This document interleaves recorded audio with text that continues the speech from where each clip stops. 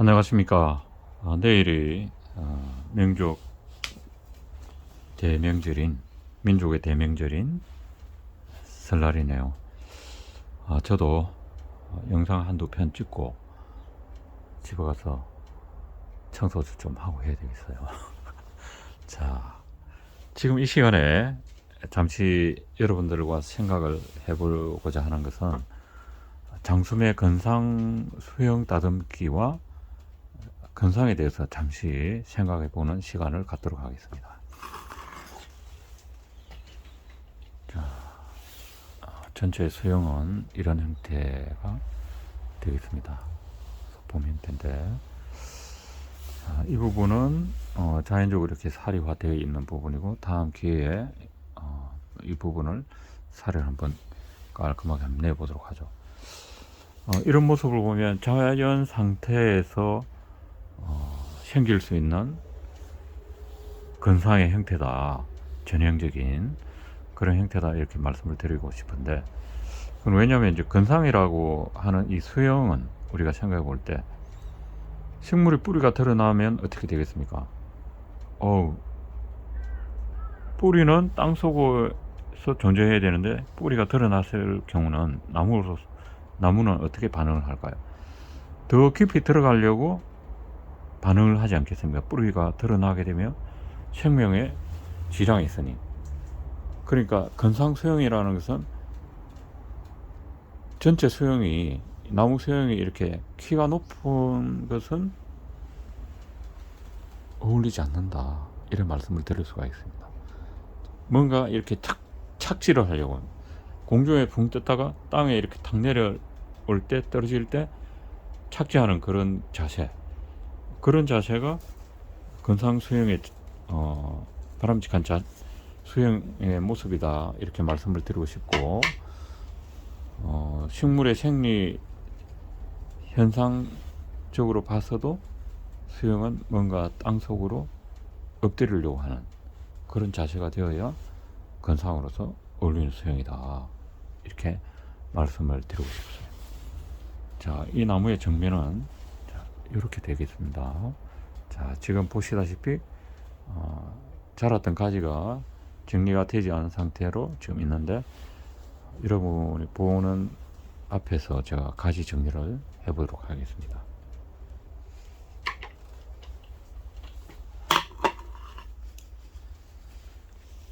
자, 이 가위는 일반인들이 보기 드문, 볼 기회가 거의 없는 이제 분재 전문용 가지 가위입니다.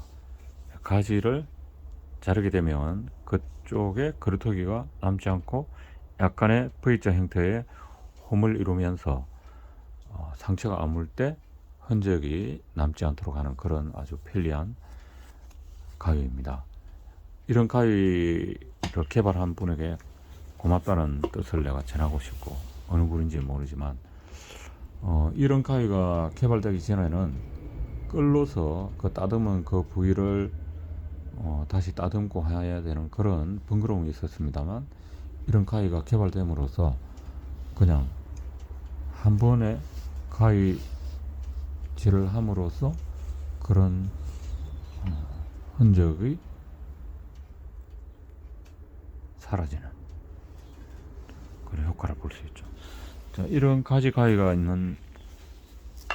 있기도 하고, 또 이렇게 생긴 둥글게 되어 있는 가위도 있습니다. 이거는 혹가위라 해서 이미 동그랗게 이렇게 상처가 동그랗게 부풀어 오르는 그런 부분이 있거나 제거해야 될 부분이 있으면 이 가위를 가지고 자르게 되면 그 부분이 동그란 홈을 이루면서 약간 파고들게 돼요.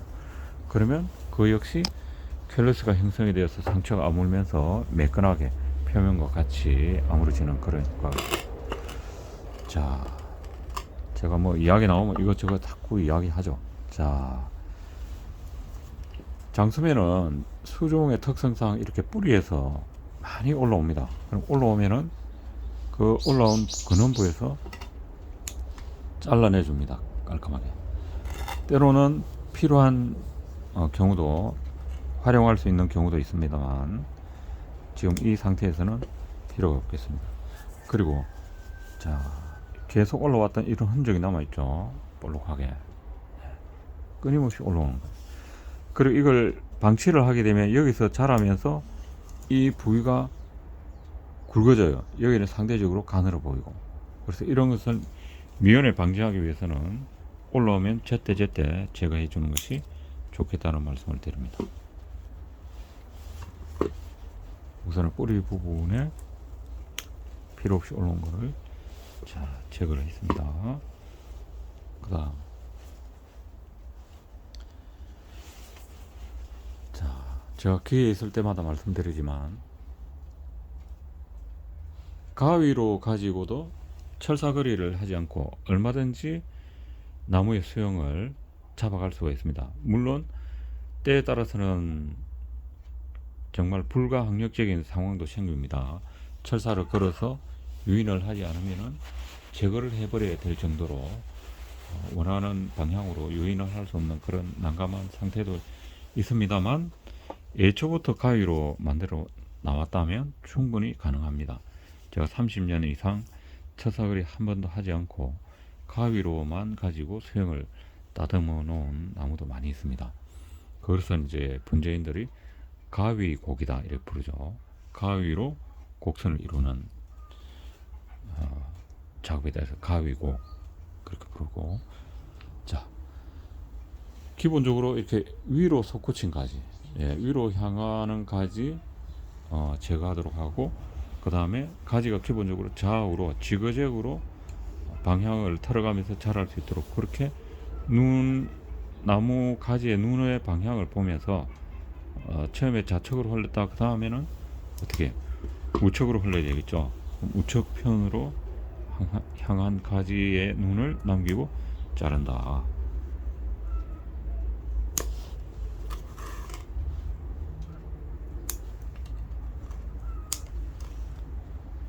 자, 이 부분 보겠습니다. 자, 앞쪽으로 쭉 뻗은 거 제거를 하고, 여기도 위로 올라 있는 눈은 자르고 밑으로 향해 있는 눈은, 왜냐하면 나무라는 것은 자, 왜 자꾸 위로 있는 눈을 제거하고 밑으로 향해 있는 눈을 남기라고 하느냐 하면 잠시 설명을 드리죠.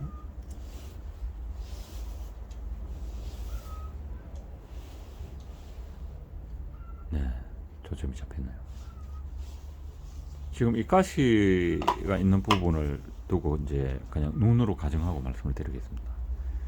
자, 여기 보면은 위로 향한 가시가 있고 밑으로 향한 가시, 위로 향한 가시. 장소모에는 거의 이제 세 방향으로 좌측, 우측, 그 다음에 상향 쪽 이런 식으로 이렇게 세 방향으로 돌아가면서 이렇게 나 있네요. 자, 그러면은 위로 있는 이 가시 있는 이 부분에 눈을 남기고 잘랐을 때는 지금 가시가 향해 있는 방향처럼 위로 쭉 가지가 자라겠죠. 위로. 우리 가지의 형성은 어떻게 돼요? 비행기 날개처럼 이렇게 쭉 펴는 형태로, 자, 옆에서 봤을 때 이런 형태로 하죠. 이렇게 하지도 않고 이렇게 하지도 않고 약간 끝맛 살짝 끝이 살짝 들리는 이유는 나무가 식물이 이렇게 자라잖아요. 자, 이 가지 모양 그대로.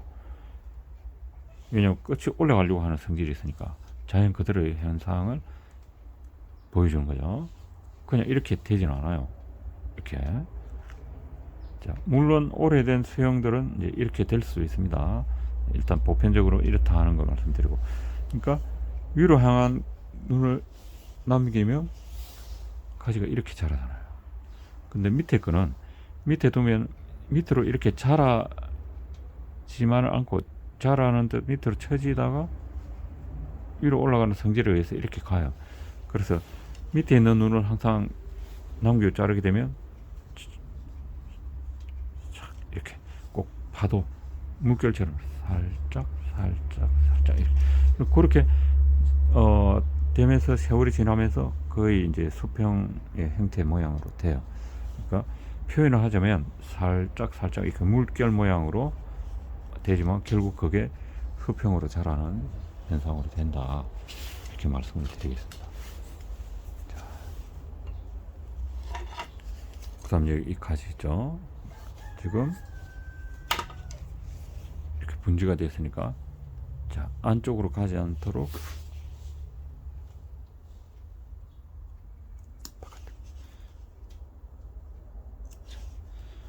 지금 꽃눈이 많이 맺혀 있는데 꽃이 아까우시면 꽃을 남기고 자르지 말고 그냥 꽃이 지고 난 뒤에 전정을 해 주십시오.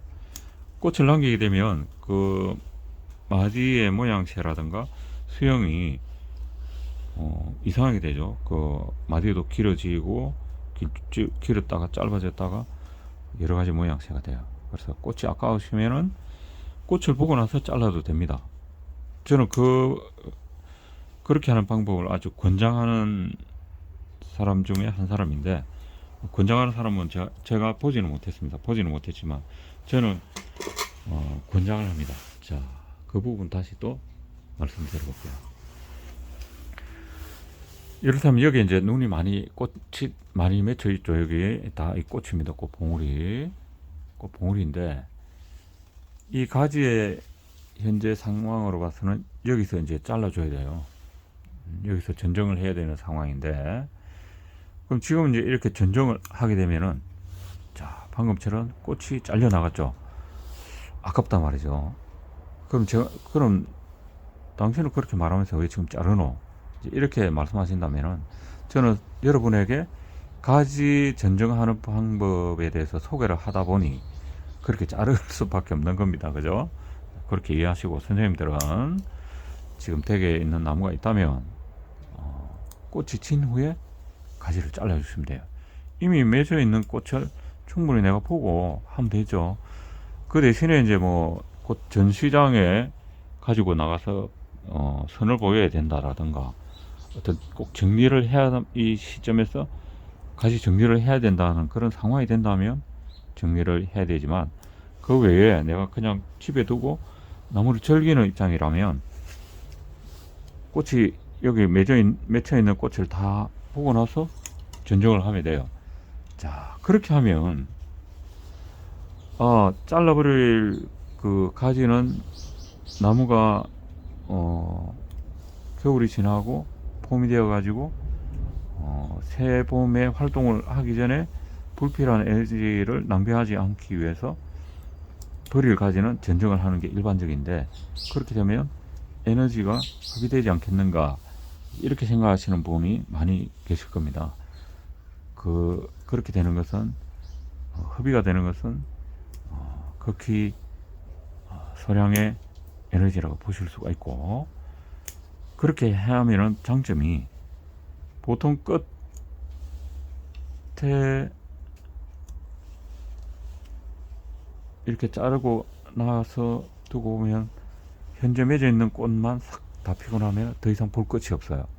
그런데 자르지 않고 이렇게 둔 상태에서 두면 여기 맺혀 있는 꽃들이 충분히 다 피고, 그 다음에 자르게 되면 안쪽에 숨어 있는 움직이지 못하고 있던 꽃눈들이 다시 2차적으로 이제 그때 다시 활개를 찾으면서 피게 됩니다. 그러면은 이 한 그루의 나무에서 두 차례의 봄을 맞이하는 것처럼 많은 꽃을 감상할 수 있는 장점이 있다.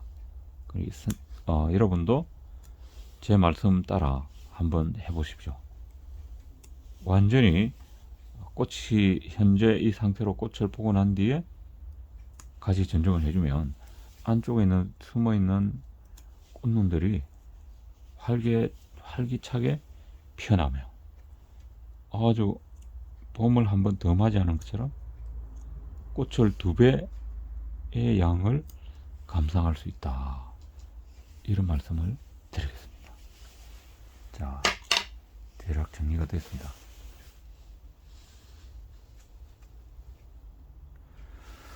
자, 그 다음에 이쪽에서 이제 조금 교정이 되어야 될 이런 부분은 이제 철사로 걸어서 자세를 좀 맞춰주면 되겠죠. 자, 장소면은 외성종으로서 특히 소품 분재 소재로 하기는 아주 적합한 나무의 성질을 가지고 있는 겁니다. 좋아요. 여러 가지로. 좋아요죠. 나무도 좋지만 제 설명이 참 좋았다 하고 생각하신다면 저한테도 좋아요 눌러주시면은 기분 좋아요. 감사합니다.